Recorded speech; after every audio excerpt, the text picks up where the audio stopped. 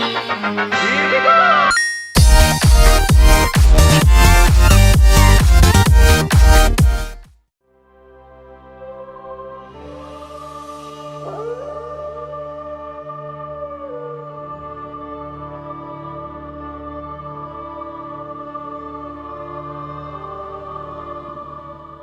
It's a pretty epic intro, am I right?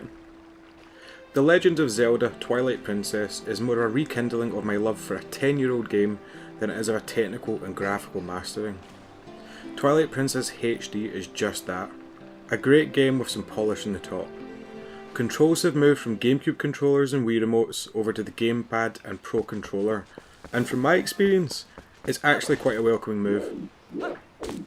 The gamepad allows you to equip items on the fly without breaking up any gameplay, and it's always useful to have a map when you get lost in a dungeon.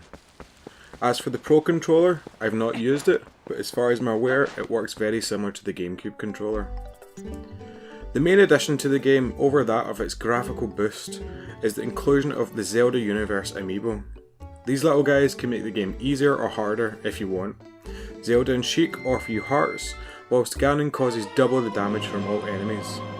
The most notable is the new Wolf Link amiibo, which allows you to access the challenge dungeon mode.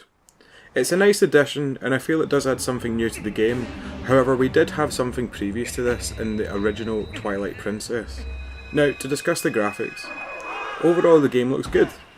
Bearing in mind the Wii U is significantly less powerful than that of its rivals, Twilight Princess does a great job in looking good and playing beautifully. I can't help but feel, however, that developers should have taken more time to finally polish the overall game.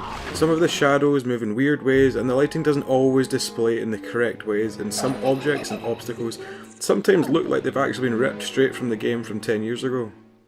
That said, it's still a pretty game. Twilight looks interesting, and Hyrule in the daytime looks stunning. So, should you get it?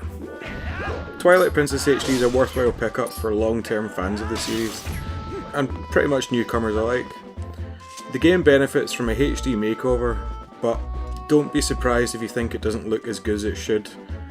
It's not always the most polished game in most areas, but you'll still have fun playing it. Horseback riding, dungeon conquering and heart collecting is still as fun as it was 10 years ago, and this is a great revival of a modern Zelda classic.